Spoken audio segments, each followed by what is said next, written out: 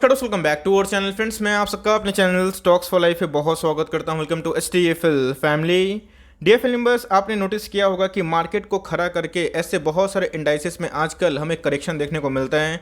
तो जी हाँ दोस्तों, आजकल ये ऑपरेटर का बहुत ही स्मार्ट मूव हो चुका है कि मार्केट को स्टेबल रखा जाए, लेकिन इसी बीच में इंडेक्स को गिरा दिया जाए। जी हाँ दोस्तों, 2 वीक पहले 3 वीक पहले हमें यही चीज़ देखने को मिला था, जहाँ मार्केट तो अपने ऑल टाइम हाई पे था, लेकिन निफ्टी मिड कैप और स्मॉल कैप में काफ़ी करेक्शन हमें देखने को मिली थी। ऑल्दो अपने करेक्शन के बाद रिकवरी भी हमें देखने को मिली। तो गाइस, अब वो दिन चला गया जहाँ पे मार्केट को फॉल करवा के एड ऑन डिप्स किया था। अभी की बात की जाए तो मार्केट बहुत ही स्मार्ट हो चुका है और हमें उसी हिसाब से स्मार्ट मूव लेना। याद रखिएगा दोस्तों, निफ्टी और सेंसेक्स की बात की जाए तो अपने आप में ही एक ऐसा इंडेक्स है जहाँ पे बहुत सारे स्टॉक्स की एंट्री होती है और बहुत सारे स्टॉक्स निकलते भी है, लेकिन मेक श्योर दोस्तों, आपका हमेशा फोकस होना चाहिए उन सब स्टॉक के बारे में जो अपने आप में ही मल्टी बैगर रहे हैं और आने वाले कल में भी रहेंगे, बिकॉज उनके पास एकदम अच्छा खासा कैश भी है और पैसा एकदम लॉन्ग टर्म में ज़रूर बनाएंगे। और इंडेक्स को दोस्तों मारिए गोली, बिकॉज अच्छे स्टॉक रहेंगे तो इंडेक्स में रहेंगे भी और इंडेक्स से पैसा बना के देंगे। इसी बीच में गाइस, आज मैं 2 डिफरी कंपनी के बारे में डिस्कस करने वाला हूँ और एक बैंक के बारे में डिस्कस करने वाला हूँ जो अपने आप में ही एक करेक्शन में मिल रहा है। मुझे लगता है कि लार्ज कैप में आपको जरूर कंसिडर करना चाहिए। पिछले कुछ समय से मैं मिड कैप और स्मॉल कैप पर बहुत फोकस कर रहा था क्योंकि उधर पैसे बन रहे थे, लेकिन इसी बीच में गाइस अब लार्ज कैप की बारी आ सकती है। कोई कोई स्टॉक में हमेशा तेजी नहीं होती, गिरावट भी होती है। तो इसी बीच में कौन कौन से स्टॉक पे आपकी खास फोकस होनी चाहिए, सब कुछ डिस्कस करूंगा। चैनल फर्स्ट टाइम होंगे, सब्सक्राइब कर सकते हैं इस तरह क्वालिटी कंटेंट को सबसे पहले एक्सेस करने के लिए। मैंने आज के दिन अपना जो इंडिकेटर है उसको एकदम ऑनेस्टली के साथ प्रेजेंट कर दिया है और दोस्तों इसी इंडिकेटर के हम लोग होता नहीं यूज़ की वजह से बहुत पैसे कमाए भी है। हमारा जितना भी सुपरहिट कॉल रहा है इस चारों इंडिकेटर की वजह से रहा है। बहुत लोग शेयर नहीं करते, लेकिन उसमें मैंने आज के दिन शेयर कर दिया है। आपको बहुत फायदा होगा, इसको जरूर देखें ना। Without dealing any for time, let's begin. पहला स्टॉक है निफ्टी 50 का और दोस्तों अपने आप में अगर आप भाव देखें तो 5000 के आसपास दिखाई पड़ रहा है। दोस्तों मुझे अच्छे से पता है 3200 के लेवल से मैंने इसको बहुत बार कंसिस्टेंट एकदम कवर किया था और उसके बाद दोस्तों किसी को खरीदने का मौका नहीं दिया।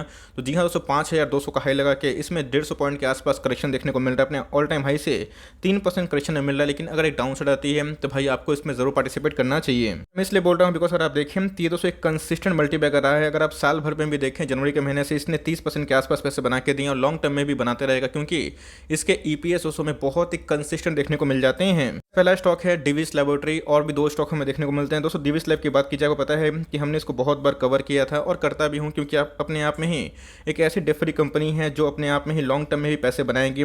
फार्मा में दोस्तों से बहुत सारे स्टॉक्स होते हैं जो मुझे थोड़े पसंद नहीं आते, लेकिन यस इसमें बहुत ज़्यादा हमें एक पोटेंशियल दिखाई पड़ता है। अभी तो गाइस पीएलआई स्कीम हमें फार्मा भी देखने की उम्मीद है। मार्केट के जो जानकार व्यक्ति है उनका ऐसा माना जाए कि बात की जाए डिक्सन जैसे स्टॉक के बाद दोस्तों टेक्सटाइल पीएलआई स्कीम के बाद हमें एक फार्मा में भी रिवोल्यूशन देखने की उम्मीद है। तो जी हाँ दोस्तों, अगर बाई चांस पीएलआई स्कीम का अनाउंसमेंट होता है फार्मा को लेकर तो भाई ये सब कंपनी पे एकदम विस्फोट हो सकता है। तो ये सब कंपनी को आप टाइम मत करिए, इन सब कंपनी पे टाइम स्पेंड करिए, बिकॉज उठाने वाले लोग दोस्तों इधर को उठाना शुरू कर चुके हैं। आप देख सकते हैं कि लास्ट डे की बात की जाए कारोबारी कंडीशन तो हमें 62% के आसपास ड्यूरेशन को मिल रही थी, जहाँ पे 3,73,000 शेयर ट्रेड हुए। अगर आप देखें 2,35,000 शेयर्स को डीमेट में ले जाया गया था। इसका मतलब इसमें दबा के अकोमोडेशन देखने को मिल रहा है। ऑल टाइम हाई की बात की जाए तो 5271 के आसपास दिखाई पड़ रहा है और गैस ये आपको 250 पॉइंट के ऑलमोस्ट करेक्शन मिला। तो मुझे लगता है कि इस कंपनी पे आपको हर 200 के फॉल पे ऐड करना चाहिए, वरना दोस्तों बजाज फाइनेंस की तरह एक बड़ी रैली मिस हो सकती है।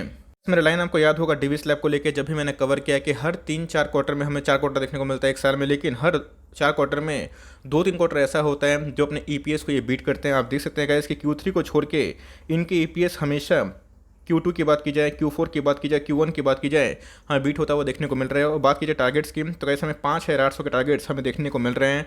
बहुत सारे ब्रोकर्स का मानना है कि 5 के लेवल को सस्टेन करता है तो भाई टारगेट्स अपग्रेड हो सकते हैं, तो यहाँ से भाग सकता है। तो मुझे लगता है अगर आपके पास फार्मा का कोई शेयर नहीं है तो डिविस लैब पे आप निवेश कर सकते हैं और चाहें तो अपने एक्सपोजर को बढ़ा सकते हैं। बढ़िया कंपनी है, बड़ी कंपनी है, 1 लाख करोड़ से ऊपर की मार्केट कैप हमें दिखाई पड़ती है, कोई छोटी मोटी कंपनी नहीं है। इसके जगह आप चाहें तो लॉरस लैब को भी स्विच कर सकते हैं, बिकॉज मेरे पास ये भी है, लॉरस लैब भी है। छोटी कंपनी में निवेश करना है, ग्रैन्यूल्स को भी आप कंसिडर कर सकते हैं, लेकिन ये दोस्तों एक लार्ज कैप कंपनी है और आपको बहुत करेक्शन पर नहीं मिलता है। यस कभी अपने ऑल टाइम हाई से 8-10% गिर जाता है तो भाई आपको एसआईपी कंटिन्यू करनी है, बिकॉज ये सब आपके पैसे हमेशा बढ़ाएंगे और इन सब में कभी गिरावट होती है तो याद रखिएगा दोस्तों वैल्यू बाइंग हो जाती है। बिकॉज कंपनी का आरओसी देखें 20 के ऊपर हमें दिखाई पड़ते हैं, आरओसी 230 के ऊपर कंपनी डेट फ्री है, तो आपको जरूर इस कंपनी को कंसिडर करना चाहिए। इस बात की जाए दूसरा स्टॉक है एसबीआई लाइफ इंश्योरेंस। मैंने कल के दिन भी इसको कवर किया था तो बहुत लोग खामा खा पैनिक हो रहे हैं। मैंने कमेंट बॉक्स में देखा कि सर क्या करें, करना कुछ नहीं है, एक डेफरी कंपनी है और मैंने आपको बहुत बताया कि इंश्योरेंस कंपनी में, लाइफ इंश्योरेंस कंपनी में ये सब कंपनी बहुत ज़्यादा पोटेंशियल बैकर रखते हैं। तो यस, LIC की वजह से बहुत लोग क्या करेंगे, IPO होने से पहले प्रॉफिट बुक कर सकते हैं, लेकिन मैंने क्या बताया,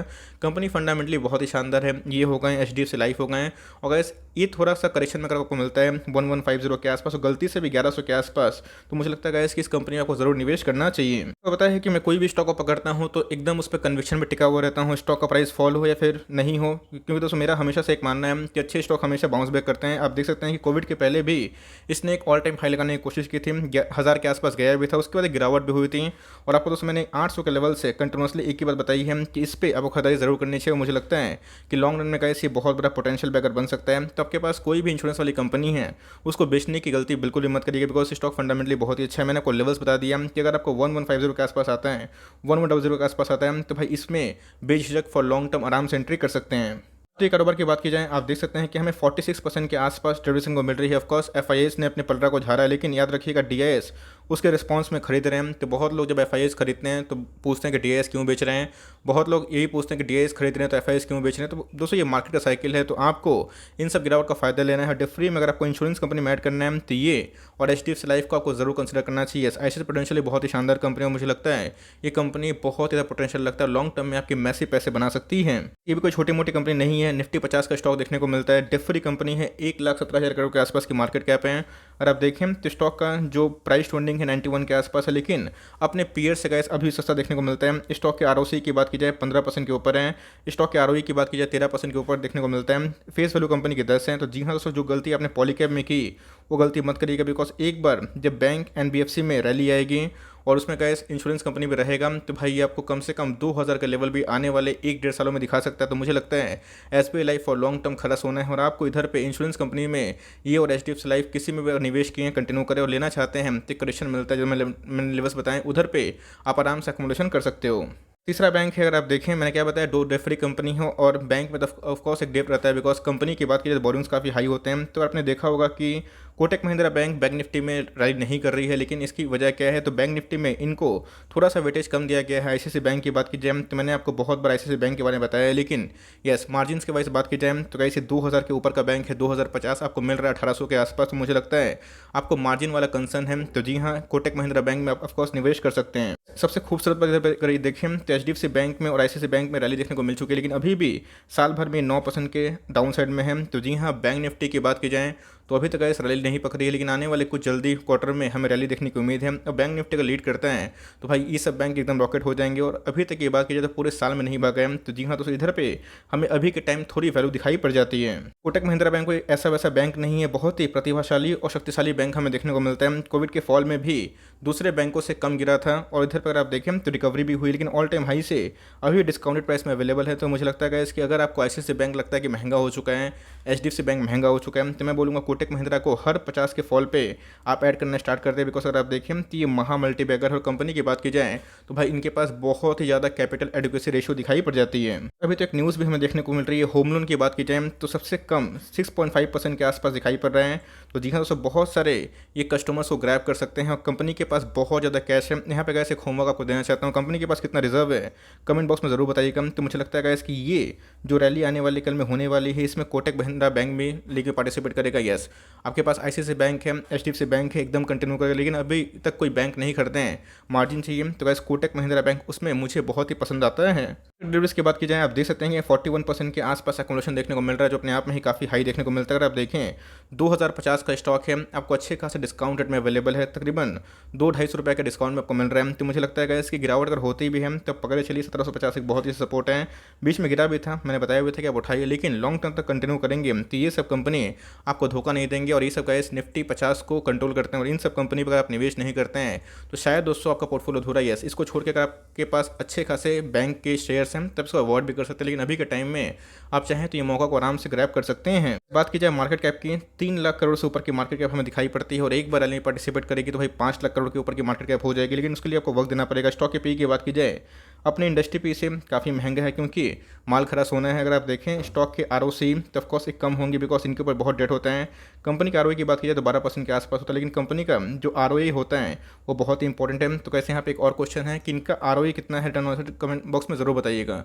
सो फॉर टाइमिंग आप चाहें तो इन सब स्टॉक्स कवर कर सकते हैं और ट्रैक भी कर सकते हैं, और मौका मिलता है तो वहीं यहाँ पे आराम से आप लॉन्ग टर्म भी पारी आराम से खेल सकते हैं। So for timing that's and the video.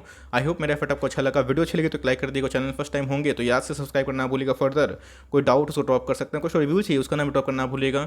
I would love to make a video on your demand guys. मिलते हैं जल्दी ही, तब तक के लिए bye. Thanks for listening friends, God bless you all.